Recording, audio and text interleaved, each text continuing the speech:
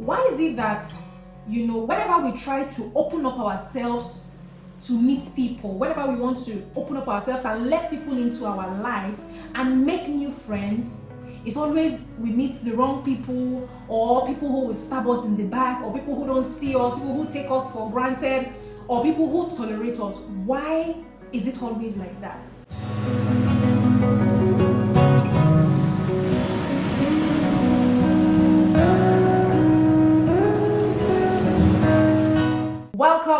Welcome to today's edition of Grow with Sunshine. Today we want to look at how to build and maintain quality relationship. This is going to help you in your journey through life, especially because whether you like it or whether you don't like it, you need people, you need friends, you need real people in your corner, because you cannot do life alone. Nobody can do life alone.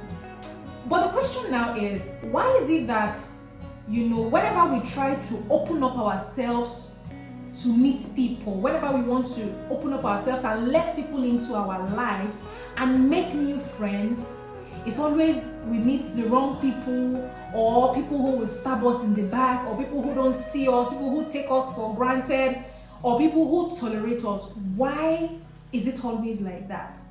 Who is the problem? That's a question that we need to ask ourselves. Who is the problem?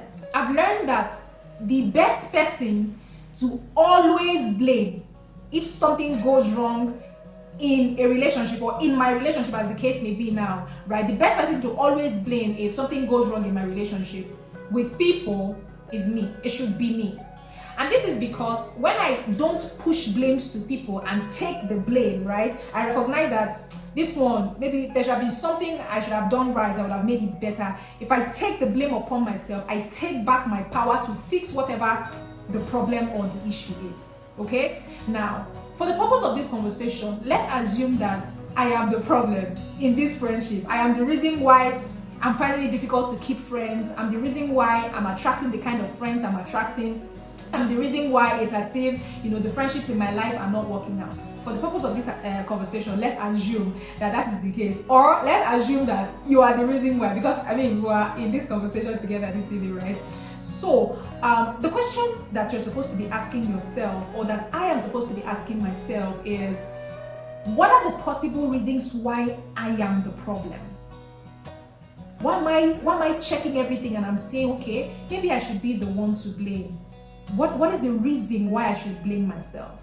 What is my role in this situation that I'm always finding myself in? Then you go ahead to ask yourself, how do I make myself a better friend? I said the first question you need to ask yourself is what are the possible reasons why I am the problem? And secondly, how do I make myself a better friend, so that next time when I want to make friends, I can now attract people who are like the improved version of myself? Because if you look at it, there's something that they usually say. They say like attracts like, right? You attract who you are. So maybe, just maybe, the reason why you have been attracting those kind of people into your space is because there's something in you that is drawing them close to you that you need to work on, that you need to improve on. So if you realize what those things are and adjust, it's now easier for you to attract friends who look like the improved version of yourself. All right. So we want to look at now some of the reasons why, some of the possible reasons now why people are problems in friendships, or people bring problems into their friendships, right? Or why people's friendships don't always work. The first reason that we're going to look at this evening is childhood trauma. Childhood trauma is like one of the major reasons why people are always having friendships problem. And because of how subtle it is, and because we don't really regard some of the issues that we had when we were children, it's very difficult for us to detect some of those issues, right? The truth of the matter is that if you were hurt, if you were offended, if maybe in any way somebody hurt you when you were a child and you have not made any efforts to heal, the sad news is that you're going to bleed out on people who did not cut you.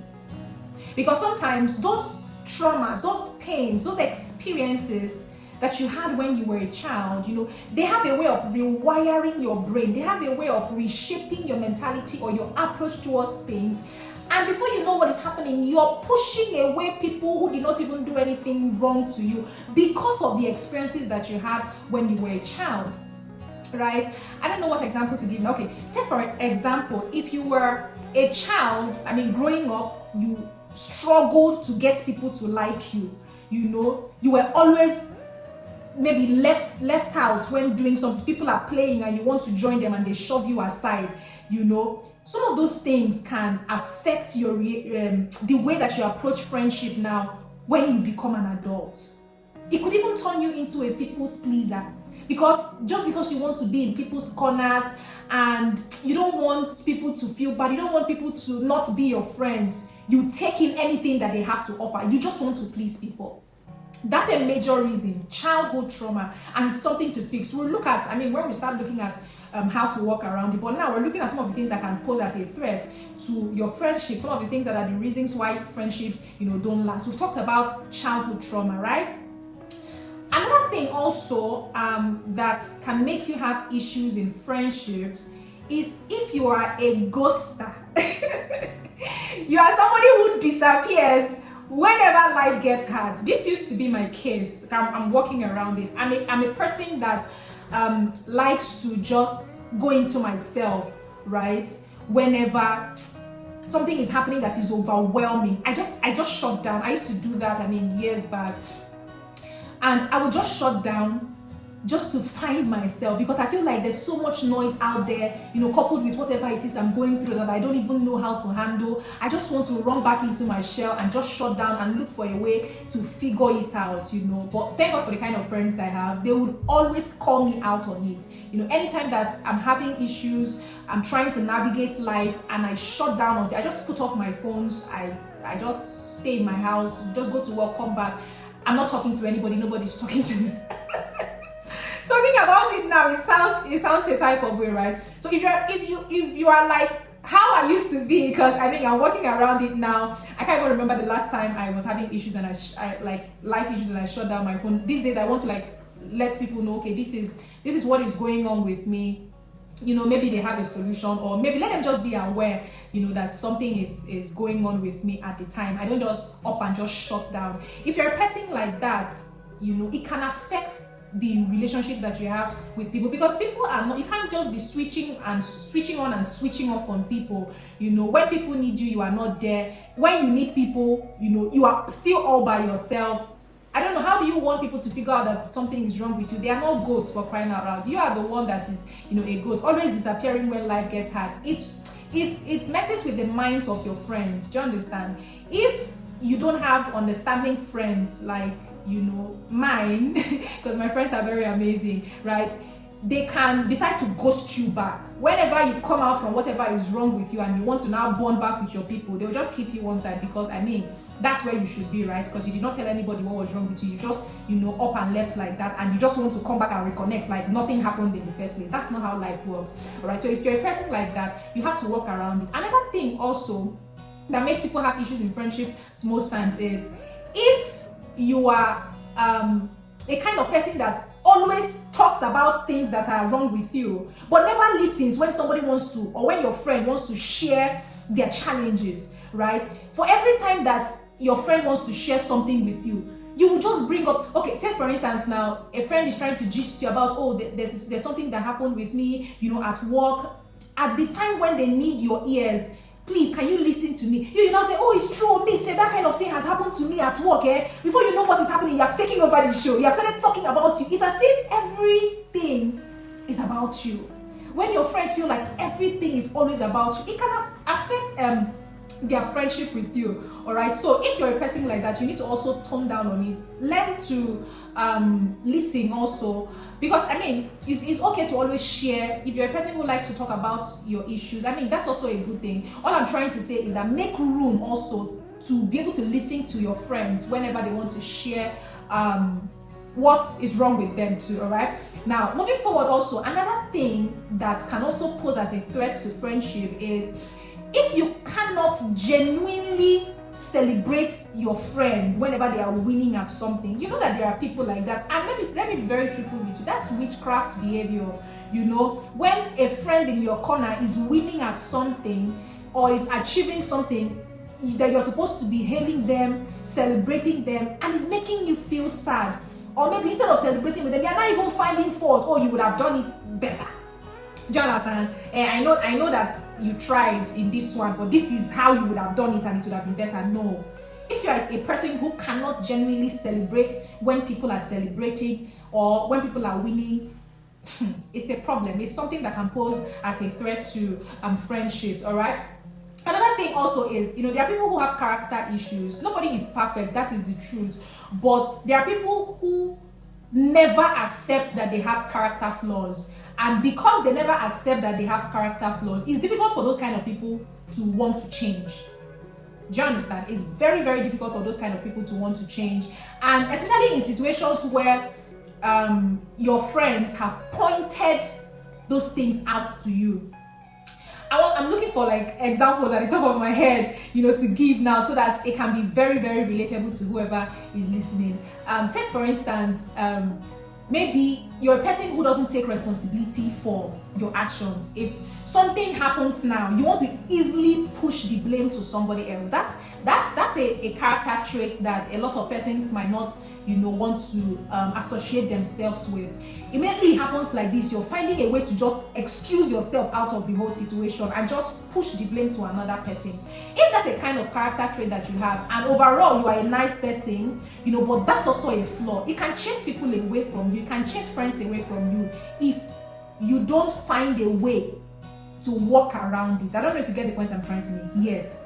If you don't find a way to fix that character flaw, it might pose a challenge, it might pose a threat. Somebody might want to just withdraw themselves from you so that you don't keep pushing blames to them.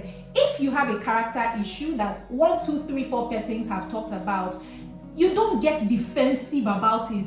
As I say, that's how everybody's complaining. If everybody's complaining about something, it means that it's a problem. You don't have to start feeling like you are the victim. No, look for a way to walk around it. Look for a way to change it. Somebody is saying, Omo, you lie too much, or this is how you behave. Another person has pointed it out. Another person has pointed it. Like me, I'm going to use myself as an example. Like when I used to ghost, I'm not kidding. I would just up and shut down all of my. You can't reach me. I'll delete all my social media apps. If it just gets heavy on me like this, it's as if my head wants to blow up. Something in me is just screaming quietness, silence, and I just want to just go into myself and begin to find solutions to that problem. What I just do is shut down everything that is noise, and that includes social media, calls, this, that. So I will not even tell anybody that this is what is going on with me. It's a bad behavior. I will not even tell anybody that this is what is going on with me. These are the challenges I'm having, and even see if I can find external help. I will just shut down. Oh, my friends called my bluff. My friends called my bluff. They're correcting me in the sweetest way possible, but they are making sure that they are hammering on how that this is a bad behavior. So you need to work around this. I don't know why you just. So sometimes we just keep reaching you for days. Nobody is able to reach you. In fact, it's as bad as one of the father figures in my life. He just had to one day drive and say, let me even know where your office is, so that in case something happens and nobody is able to reach you, somebody can drive to your office and find you there, or somebody from your office can take us to your house. Joshua, let us find a way to reach you when you shut down. That's how terrible it was. And a lot of persons called me out on it. What did I do? Did I decide that, you people don't know what is wrong with me, or you people don't know what I'm facing at the time? I want to find solutions and start playing victim. No. If 1, 2, 3, 4 persons have complained about a behavior or a bad attitude, it's a call for you to change this. It's a call for you to now intentionally begin to work around it. That's what I did, and that's what I am still doing. So these days, if it gets overwhelming for me and I just feel the need to just look for a way to silence the noise in my head or the worries and all of that, my phones are going to be on. I just keep them so that in case somebody calls me and I miss the call, I'm able to return the calls. Somebody can also drop me a text to say, I tried to reach out to you, or maybe you don't even miss out on important opportunities. I don't know if you get the point I'm trying to make. So if your character trait is draining your friends, they've talked about it, find a way to fix it. If you do not fix it, if you don't intentionally work on those character traits that your friends are complaining about, it can also chase them away, and before you know what is happening, you don't have friends anymore. The truth of the matter is that it takes two to tango, right? For anything to work, the parties involved, they have to make a decision. They have to decide that, you see, this thing is going to work. It takes two to tango. Now, realizing all of these things now, moving forward, with the understanding now that, because we put the blame on ourselves. Before we even start talking about the behaviors of other people, let's first fix our own behaviors in friendship. That's what this conversation is about. That's why we have pointed out some of the possible reasons why you're not having, great friendships. All right. I hope that you noted that those things that we talked about now down. Moving forward, if you are going to build and keep quality friendships, you're going to have to first have the desire to make quality friends, and then have the desire also to put in extra efforts to keep those quality friends. It is something that you're going to decide by yourself. Nobody's going to make, those decisions for you. You have to make the decision to build fantastic relationships, build quality friendships, and also build, character traits that will help you keep those friendships, right? So moving forward, we're going to have to learn now how to be quality friends. That's like the next line of conversation. How do you now build quality friendships? Number one, I say this all the time. Both people in my corner know this. You have to be the kind of friend that you want. You see that friend that you want, like whenever you are imagining what friendship should look like, you're imagining the kind of friend that you want to be, that you want to have in your corner, right? Whenever you're imagining that kind of friend, think about yourself. Ask yourself, am I this kind of person that I'm wishing should be in my corner? Ask yourself that question. Because the truth of the matter is that you attract who you are. If you are not an honest friend and you are looking for honest friends around you, it can't work. You're going to attract people who are not honest, right? If you want to be, if you want to have loyal friends, you have to be a loyal person. You have to also be a loyal friend. If you want to have very deep conversations with your friends, you have to be vulnerable first. You have to show some vulnerability. Nobody wants to share a deep part of them to somebody who only shares surface level, let's say, gist. Do you understand? You have not opened up yourself to your friends, and you are looking for how they will open up. No, it doesn't work that way. Vulnerability is two ways. If you're saying, oh, this thing is shallow, this person, I don't really know who they are, the question is, do they know who you are? Deep down, have you really shared yourself with them? Have you really opened up yourself? You cannot be asking for what you cannot give. All right. If you are a person who wants friends that will give you gifts, hope you will also give gifts. Hope you are also the kind of friends that give gifts. You will not say, during my birthday, this one, that one, they did not give me gifts. How many people have you given gifts on their birthdays? Yes. And what kind of gifts do you give? Very important. So if you want friends who would give you gifts, you too, be a person that gives gifts. If you want friends who show up for you, who would show up for you in times, when you need help. Also, learn to show up for friends when they need help. There's something called emotional bank account. It's like the same way that it's the same way that you go and deposit money in the bank, and when you need that money, you have something to withdraw. If you deposit 10,000 naira in your bank account now, and you need 5,000 naira, you can easily go and withdraw 5,000 naira from your bank. And you need 10,000 naira, you can easily go and withdraw 10,000 naira from your. That's if they've not collected charges, because the money will reduce. But what I'm trying to say is that if you have emotionally invested in a friend before, automatically they owe you emotional support too. If you have gone out, it's not like you are asking it in return. It's just how it is. It's just how it is. That's why there's somebody will say something like, "Thank you for this favor that you did for me. I owe you one." It's not like you are asking them for anything in return. It's just that by the reason of the kindness and the favor that you show them, automatically you have invested in their emotional bank account. So the day that you need it back, somebody can easily now invest back in you, can easily now give out something to you. If you have never ever borrowed somebody money before, you have never, if they just say, please, I need 5,000 naira for this, and you say, I don't have. This person say, I need 3,000 naira for this. You say, there's never a time that you have. They are sending out a signal to the people around you. So it means that, because whether we like it or not, there are going to be days when maybe you don't have enough. It's not like maybe you're not working or you are jobless or something. No, it's that at that point in time, my dad would say, I don't have physical cash. At that time, you don't have physical cash. You just need somebody to come to your rescue at that time.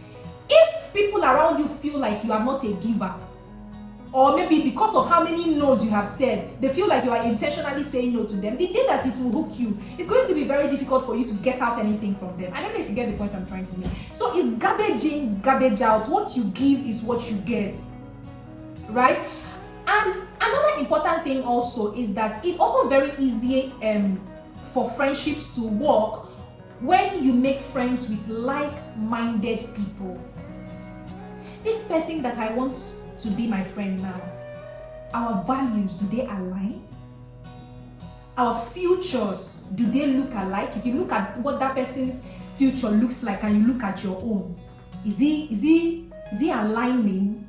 Is it looking like something that, let's jump on this train, go carry me go where I don't know? Your values, your belief system. Because if you go and make friends with a person who has, issues with morals and values, and the way you're trained, you have, like, let me use Christian term now, consecration, right? It's going to be very difficult because two of you are different people. Two of you, your values don't align. So things that look very normal to the person, they're not normal to you. It's going to, and that's also where peer pressure comes in. The person whose value is stronger now has to bow to the other person. Before you know what is happening, the things that you didn't used to do before, you are now doing them because you are not friends with like-minded people. Right? So like I said, it's very, very easy for friendships to be smooth if two of you are going the same direction. Right? The person might be higher in knowledge, than you, but you know that you need this person's knowledge also to get to where you want to get to. Like, it's aligning.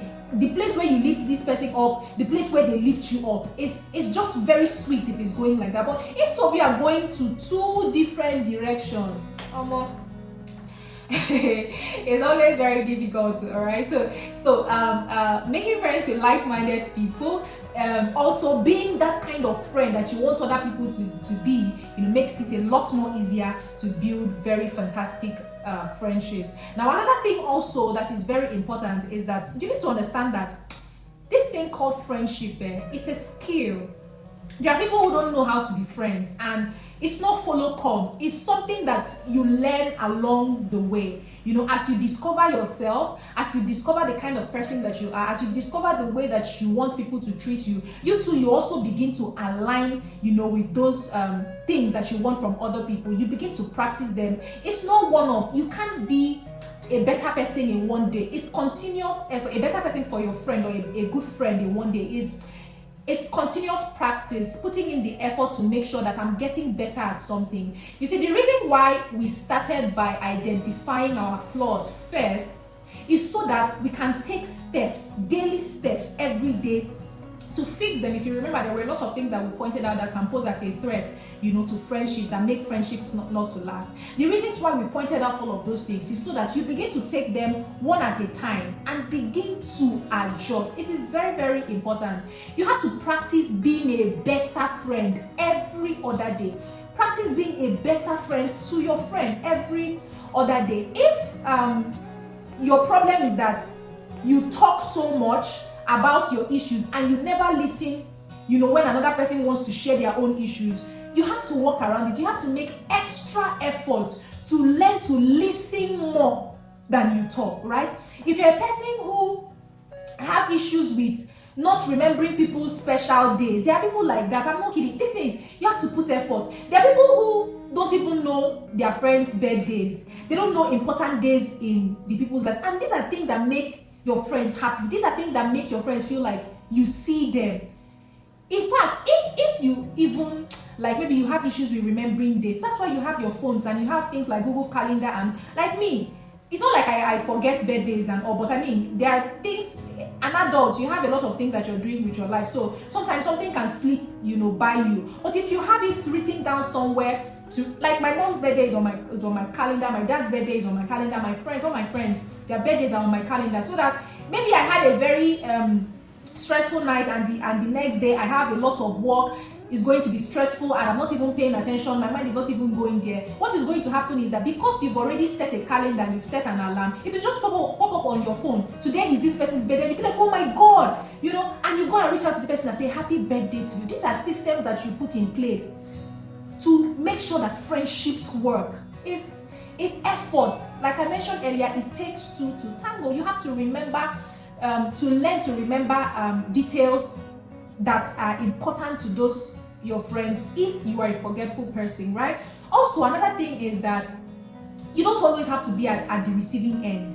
Try and give.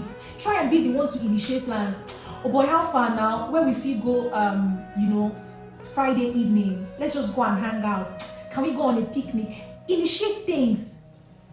Are you going out today? Can I come over to your house? Let's maybe play a game or something. Let it not be that is your friend that is always thinking about how to make the friendship better. You Kuma, think about how to make things work in the friendship. Think about how to make things better in the friendship. You do not always have to be at the receiving end. I hope that you're noting all of these things that we're pointing out, right? Now, another thing also is, this one is very important too. If you're going to have quality friendships that work, stop forcing bonds with people who are not on the same energy level with you. If they don't like you, leave them. Don't force it. Sunshine, this person is too fine. I want them to be my friend. But they don't like you. They don't see you.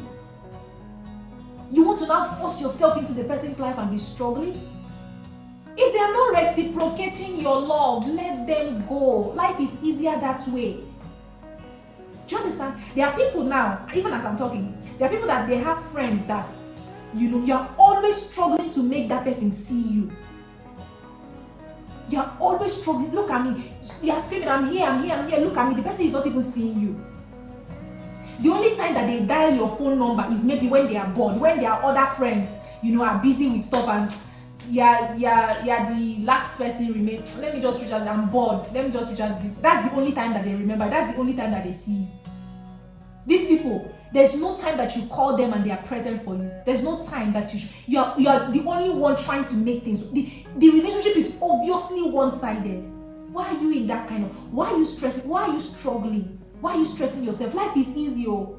If somebody doesn't want to be in your corner, leave them up. Let them be in their own corner. That's me. The energy that you give me, I give it back to you 100%. It's not like we're quarreling or anything, but I cannot see myself less when other people see me less. It's not true. It's not true. Right? They are never present when you need them. In fact, they even make you feel less in the relationship. Inside a relationship or friendship between you and somebody, the person is making you feel less of yourself, feel like you don't matter, feel like they are better than you. What are you doing with that kind of person now? Let them go. Let them go. You have to place some value on yourself. Place some value on yourself. If you value yourself, other people will value you. The way that you treat yourself is the way other people will treat you. You have to see yourself, see value in yourself, so that you recognize when somebody doesn't see value in you. That's how I see it. That's my thoughts. Like, there's something that Nigerians will say, why is this person behaving as if they do not love them at home? They don't have love at home. That's how it feels when you are stuck in this kind of relationship. Somebody is clearly abusing you. Any small chance they get, they have called you names. They'll verbally abuse you. They'll make you feel less. They'll make you feel like you're not contributing anything. They'll make you feel like you don't have anything to offer in the friendship. Maybe they are even, in the relationship, maybe they even have more money than you, and they are the ones always hanging out, or they are the ones always bringing money to cook food. They are rubbing it right there in your face that you don't have any value to bring in this relationship. You are still there.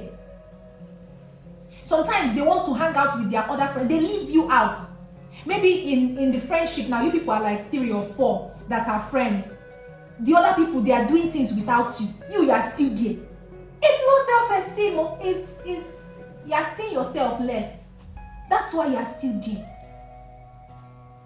So you have to place value on yourself. Build yourself. You see, when we started, I said that, this conversation also, it's also part of the personal growth and development that we're talking about. You have to build yourself, build character, place value on yourself, so that somebody doesn't see you as if they did not love you at home. Even if they did not love you at home, you can love yourself enough so that somebody outside, when they see you, they say, this person has confidence in themselves. Oh, this person has value for themselves. Oh, this person doesn't tolerate, people treating them anyhow. Do you understand the point I'm trying to make?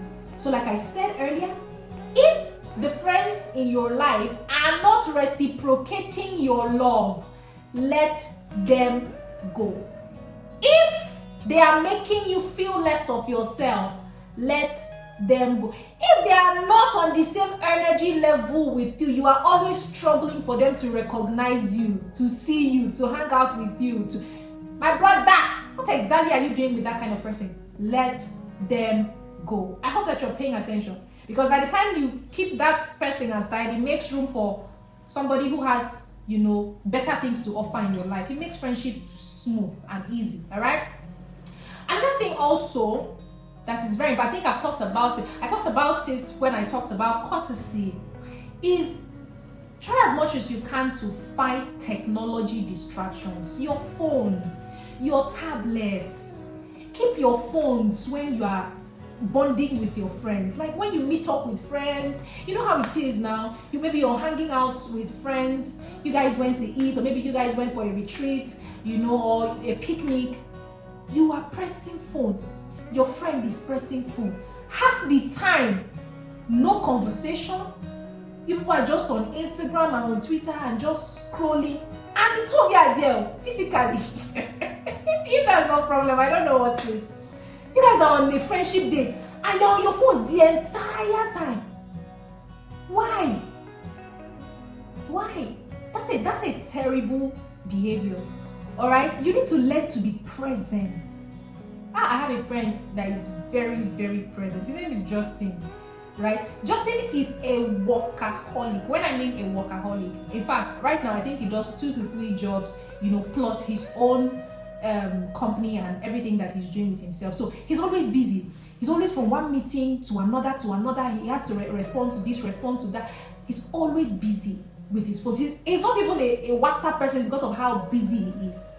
But if Justin decides that I want to hang out with you today, I think that's even where I learned it from, because there's no way for me now. There's no way I hang out with people and I'm pressing my phone.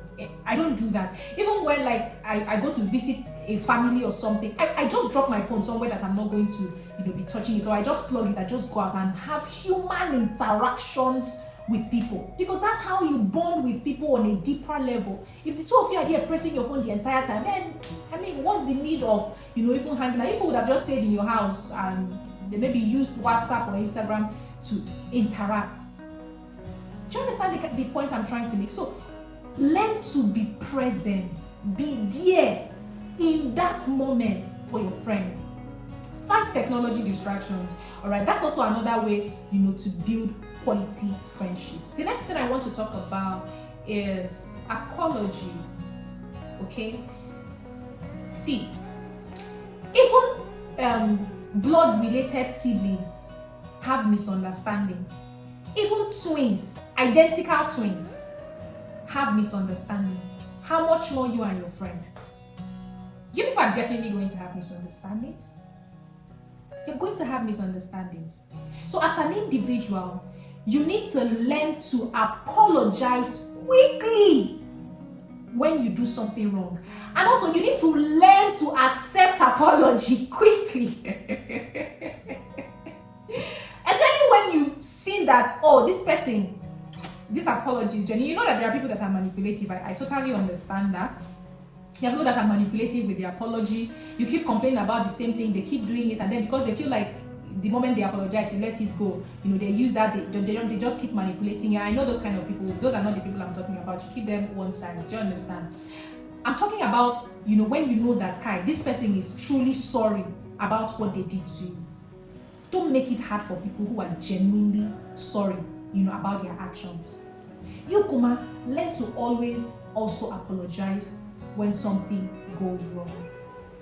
In friendship, people don't always agree. There's always going to be something that you people will disagree on. In fact, some days, they are going to hurt you. Other days, you are going to hurt them. Right? So, in building quality friendships, you have to make a room in your heart to always be ready to make amends when things go sour. All right, so I mean, I've been pointing out a lot of things. I just really hope that all of the things that I'm pointing out, like you're noting them. I think that we're going to have time to also do, you know, some kind of recap when we finally round up the session for the evening. The last thing that I'm going to be talking about is to commit your friendship to God. I know that, like, it's not everybody that might be on the same page with me, but it has worked for me. I have some of the most amazing humans in my life, and I'm not even kidding. And how it started for me was when I got admission to the university. It was a new environment for me. In my 100 level, I was pretty little, I think 16, 17 years old. And I mean, if you see me now, just imagine 17 years old me, right? So I was very petite, those kind of people that you call smally, you know, in universities, right? So, and I remember that the only prayer that I prayed to God was, please give me the right friends in this very big place. Because the only advice I remember that my dad gave me when I was going into the university is that he told me that anything that I'm looking for in the university is there. That I'm the one that is going to choose the right path for myself. But if I still want the wrong path, it's there. That there's nothing that anybody's looking for that is not in the university. No kind of human being, you will see them, but you are the one that will choose the kind of people that will be in your corner. You are the one that will decide the kind of behavior. You know, if you want people that are life of the party, they are in university. If you want people that are there to read book, they are there. If you want people that are there to carry church on their head and not focus on any other thing, they are there. If you want people that are gangsters and they just chose violence, they are there. Any life that you choose is there, right? And like I needed people that would be on the right path with me. And I prayed that prayer. And I said, God, please, just give me the right set of friends in this place. I don't even, because I'm an introvert. A lot of people don't believe that I'm an introvert, but I am. I like my quiet space a lot. I like to be by myself a lot. I mean, I'm not so much of a social person, so because of that, it's also very difficult to want to be jovial and, you know, always out there loud and, you know, attract people and all. So I just prayed, I just said, God, please just give me the right set of people, just put the right set of people in my corner in this university so that I don't find it hard. And that's exactly what happened. Like one of my longest standing friends, Danny, like I met him when we were in year one, when we were still going to do our year one Sunday in school back then. He's still my friend till date. My friend Kelechi is from university. She's still my friend till date. Do you understand? There's some other person that I met along the way, not really in school, but 200 level, 300 level, you know, selling Cindy. Like, I don't have a lot of people in my corner, but the people that are in my corner that I call friends are quality. And I can beat my chest and say that God answered my prayers. Do you understand? So, if you can commit friendship to God, please go ahead and do that. If you're a person who struggles to have the right people in your corner, the kind of people that you even have, You're not understanding the kind of friendship that you, any small thing you're hearing. See, I've never been in a friendship that they will say somebody gossiped about you and stabbed you in the back. I don't know what that experience looks like. I'm not even kidding. Right? So if a person like that, people are always, the people that are supposed to be your friends are even the ones that are ganging up against you. Either one gossip here or one gossip there, you know. There's always something faulty. You are in the friendship, but you know that I don't even know what this thing is. You can take it to God in prayers. There's really nothing that, I mean, as a Christian or as a child of God or as a person who believes in God, you shouldn't take to God in prayers. I take, even as little as crossing the road. Whenever I want to cross the road, I say, Holy Spirit, please, I'm about to cross the road, let's go. Do you understand? I pray about the tiniest things that somebody might say, it's minute. I remember one time that I needed to help my colleague here do something. I just said, please, Holy Spirit, take over. And she was looking at me like, are you just okay? This is me just saying that there's really nothing that is too big or too little, you know, to commit to God in prayer. So if you're a person who have issues, you're struggling to make the right kind of friends, you really, really need to put it in prayers. Because like I said, in this our journey through life, we cannot do it alone. You cannot afford to do it alone. You need people. That's the truth. You need people. You need people that will be in your corner. You need friends that will stand up for you. Friends that will stand by you. Friends that will stand with you. Because whether we like it or not, life has a way of bringing its own bass, challenges here and there. You cannot go through it alone. There's sometimes when I'm having meltdowns, and by 1 a.m., 2 a.m., I know that if this person is awake, they are going to pick up. Even if they are not awake, first thing the next morning, they have called. This one, you were calling me by 1 a.m. in the midnight. Are you sure everything is alright with you? Why are you calling me by 1 a.m.? Did you go for couple meetings? You know, I will laugh about it. And we'll talk about whatever the issue is. If the person has advice, or maybe sometimes it's not even advice that you need. You know that there are situations like that. You know that it's not advice that you need. You just need to just pour out your heart and let somebody just listen. Let it be that there's somebody who is listening to whatever it is I want to rant about. I don't need your advice. Keep your advice to yourself. And you have those kind of people around you. It's very important.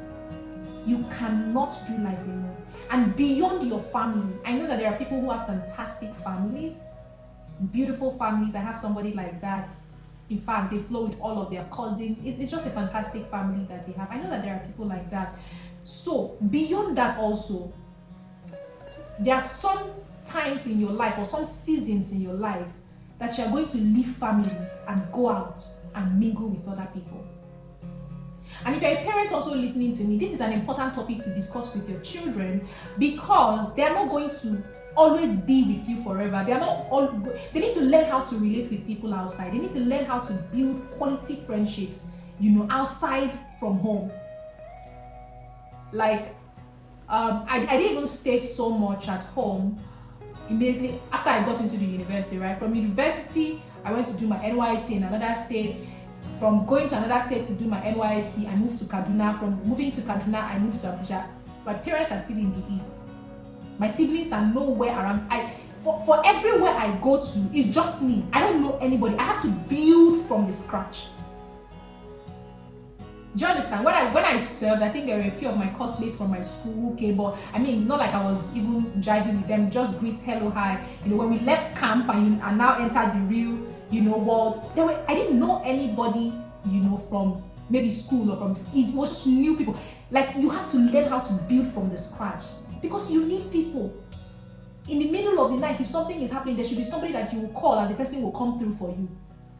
If there are times where you have money problems, there should be somebody that you will call and the person will come through for you. You too, Kuma, you should also be somebody that comes through for people when they need you. So this is a very important conversation. It's going to also, help in your growth and your personal development journey if you learn how to build and keep quality friends. And like I was saying earlier about committing your friendships to God, if God is in the equation, if God is in the equation, if God is in your friendship, is in the process of making your friends, in the process of keeping your friends, the friendship journey is smooth. You find it very easy to forgive. You find it very easy to let things go, because those are some of the things that also cause enmity and all of that. You find it easy. Your heart is just in the right place, and your friendship journey is smooth and it's easy. I just really hope that some of the things that I shared this evening resonated with you. I started out this conversation, by pointing out how that, we cannot do life alone. We need people, and to be able to build great friendships, you have to be a good friend. And that's why I decided this evening that we'll put the blame on us. The blame of, I don't have a good friend, I don't have this, I'm facing challenges with friendship, I'm facing challenges with relationship. We're putting the blame on us. Let's leave other people and begin to fix ourselves. So by fixing ourselves, by becoming better people, it's now easier for you to attract the kind of friends that will match, that level of growth that you have attained. I don't know if you feel me. You feel me? If you've not followed me on my social media platforms, and you're a young person who is interested in personal growth and development, I think that you should take a step forward and just follow me, Sunshine Chikezie, on all platforms, on Instagram, Facebook, YouTube. Just go and type Sunshine Chikezie and we'll meet there. This is where we're going to be calling it an evening on Grow with Sunshine.